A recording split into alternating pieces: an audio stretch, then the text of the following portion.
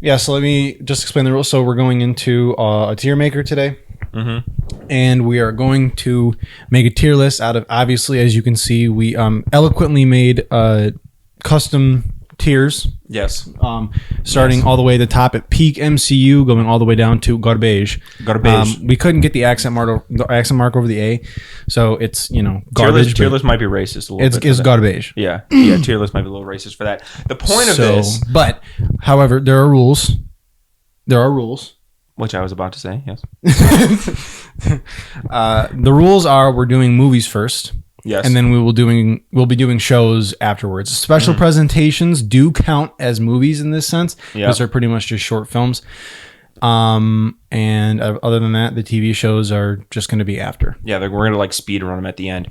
But the interesting part about this is that we are going to have to agree to where to put these movies. We have vast different opinions on a few of these, so it's gonna be fun to come to conclusions. Pretty much everything after, even in phase 1 yesterday, we were kind of bitching each other, but not as much. I'm feeling pretty much everything after phase 1. We start to greatly differentiate, and that's a good point to mention that we are going by phases. So we're going to start phase 1. We're going to go in release order. Mm-hmm. So we're going to start with phase 1. Yeah, do our best. We're going to do our best to go in release order. I don't remember the exact order of how everything was released. I got a release order right here, bro. Oh, okay, cool. See, I come prepared. Actually, literally forgot about that from yesterday. So, yesterday morning.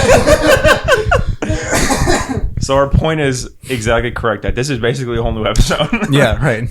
But basically, we're doing this week because D23 was this weekend, and Deadpool came San Diego Comic-Con just came out, and there's been a whole bunch of new announcements. Go check out our video on San Diego Comic-Con's announcements. Yep. But Deadpool and Wolverine is the latest addition to the MCU, and we want to put that in to the tier list. But we thought while we're doing it, why not talk about the whole MCU? Let's do it. We are finally going to capitalize on the cash cow of the MCU. I'm finally going to get Mike to agree to do, an episode on pre-MCU stuff. Oh, I love pre-MCU. All right, let's start off the tier list with the one that started it all.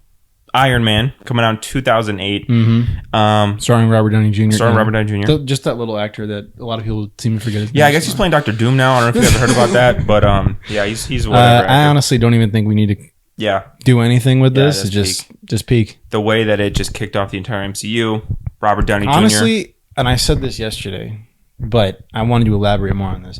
Obadiah Stane is a good villain. He's a good, a solid Tony Stark built us in a cave. Box of scraps. But Ironmonger at the end of that movie is genuinely terrifying. Yeah. When it's just a giant hulking metal fucking guy. Yeah. That's crazy. I love. Speaking of hulking. Yes, speaking of hulking. Excellent transition. The Incredible Hulk, starring Edward Norton. Not that incredible, if you ask me. You had a bone to pick with this one yesterday. I don't like this movie. Let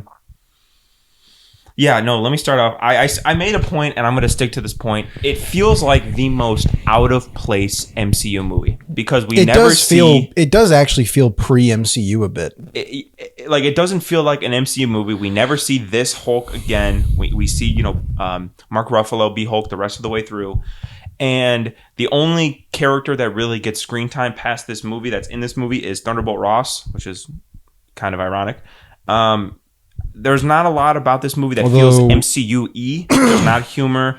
I don't think the character moments are really strong in this movie. I don't love the chemistry between Edward Norton and I forget the actress name, the main love interest, quote unquote. Betty Ross. I don't love this movie. Again, it's so hard to rank because it feels so out of place.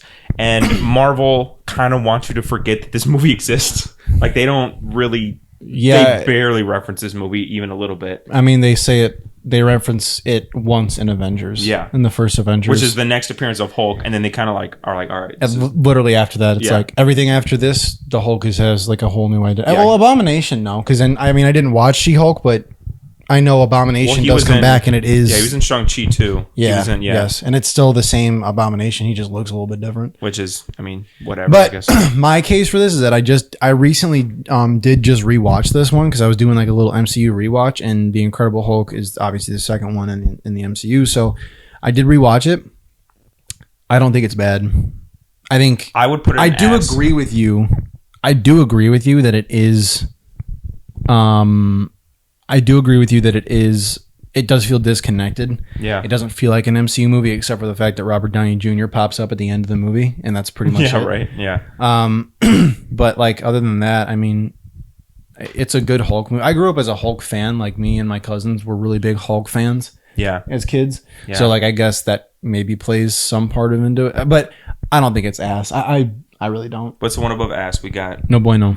Yeah, put it in no bueno. We could put it in no bueno. It's and I'm not gonna die on that hill, but I think that no bueno is better than ass because that's just like it's no not bueno. that bad. Yeah, it's no not bueno that is like because like the fight with Hulk and Abomination at the end is actually really fucking good. Like that whole scene at the end, low key makes up for like the rest of the movie, if that. Oh, you know who else is in this movie? Who? Phil from Modern Family. Oh really? I totally forgot about that, dude. He's Betty Ross's like new boyfriend. Dude, and I was like, what the fuck is that, Phil? What the hell? And that would have been like what, 2008? That would have been like the peak of Modern Family. No, not 2008. This is 2009. No, what? 2008. It came out the same year as Iron Man. Did it? Yeah. Momentary break. Be careful in that search bar, Jacoby.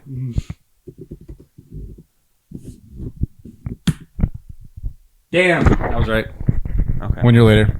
All right, so the Hulk got him Modern Family. The Hulk was his breakout role. You can thank the Incredible Hulk for Phil in Modern Family. All right. Well, at least this movie does one thing. Iron Man 2. Iron Man 2. You had strong feelings about this one too. I'm not gonna say it's. If I were just to come out and say it straight away, I'd say it's pretty good. It is the worst Iron Man movie, which isn't necessarily a huge diss because the other two are really good. Well, it's also not saying that it's terrible. I'm not saying it's terrible. I'm putting it in mid. I'm gonna put it in mid. I don't think, because honestly, pretty much. I mean, like I know you don't like Whiplash. Whiplash does not do it for me.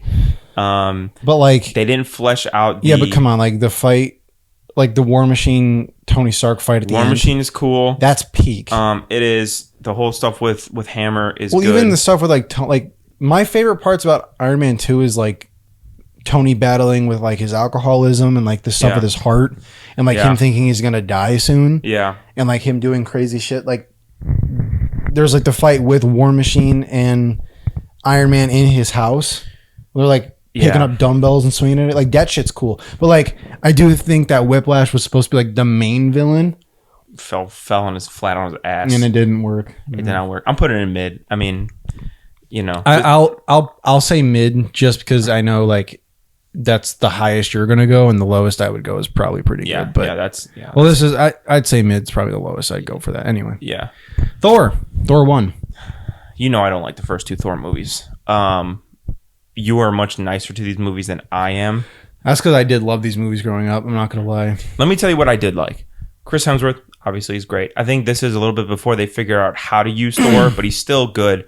The scenes of him in Earth, he really seems like a fish out of water, and that works really well. You know what I do think, though? I think the main problem with this movie is that pretty much everything that happens on Earth is boring as fuck. Yep. Everything that happens on Asgard and like all the Thor stuff that happens on Asgard and Jotunheim and all that stuff, that's cool as hell. Yep. But everything that happens on Earth is super boring, and I'll give you that, like 100%. Yeah. Natalie Portman's fine in this movie.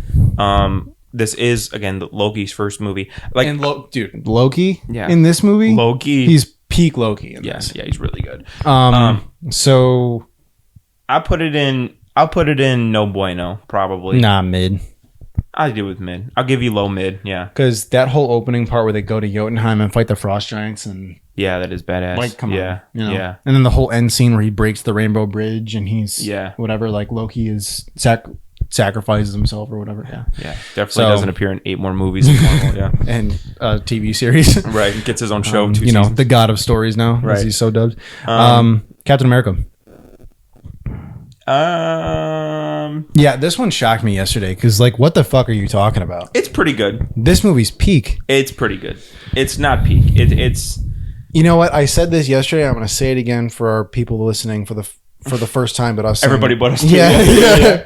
But this movie feels like an old comic book. It does. It feels like a vintage comic book. The montage with him like with the war bonds and everything. Each bond you buy is a bullet in the barrel of your best guy's gun. Yeah, like that exactly. whole shit. Star Spangled Man with a plan. Yeah, when he's like doing like this, like on stage, like, that's peak. The whole stuff. I do like how.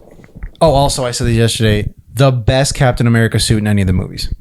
That I agree with. And also the best Captain America scene in any of the movies when he's still skinny, scrawny Steve Rogers and he jumps on the grenade. That is like... Yes.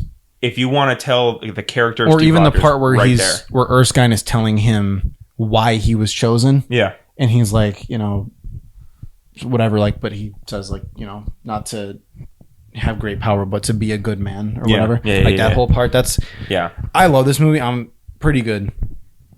You have to give me pretty good on this. No, I give Red Skull. Red Skull's great. Yeah, he is. Everyone else is great. I honestly don't. I don't see it. I honestly watch this movie probably more than most.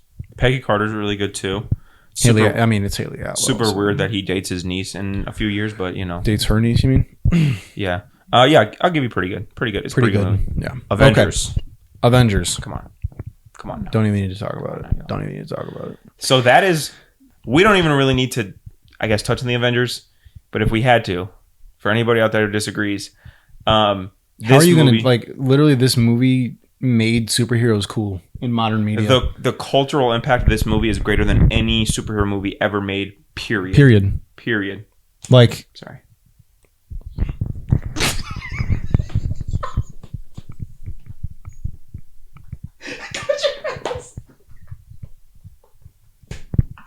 So yeah, I mean, like, because I remember like being a comic book fan before. It's literally like almost like a BC AD thing. Yeah, like especially for comic book fans. BA before Avengers. Yeah, before Avengers. Yeah, right. AA after Avengers. Well, let's not use AA. Alcohol Anonymous. Yeah, right. But that's how some of these movies in Phase 4 made me feel. Facts. Sorry. But Avengers just did something to the world that. Yeah.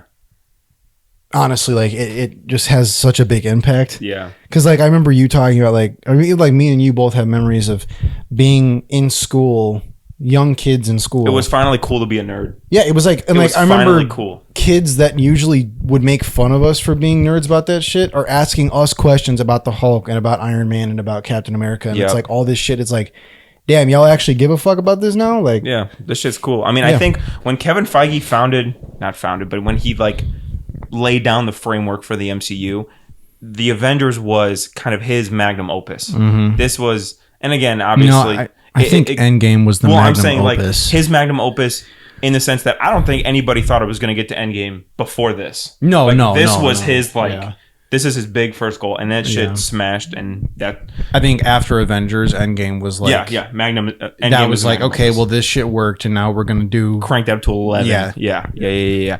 But that's Phase 1 of the MCU. Honestly, what we think about Phase 1, just a peak. I mean, peak. Even the bad movies, like Thor, which I don't like, and Hulk. I mean, Hulk again just feels so discontinued. But even Thor, like, I mean, it's Thor. You know what I'm saying? Like, I don't know. You have to give the Phase 1 so much credit because without this, we don't have the rest of the MCU. Like, if Phase 1 flopped, cooked. If any one of these movies did bad, yeah, like it's not even the fact that like if all of Phase 1 flopped, it's if one of these movies did poorly, rest were it was done. Yeah. So that it really laid the framework to continue and to get trilogies of every character and another Avengers and this and that, whatever.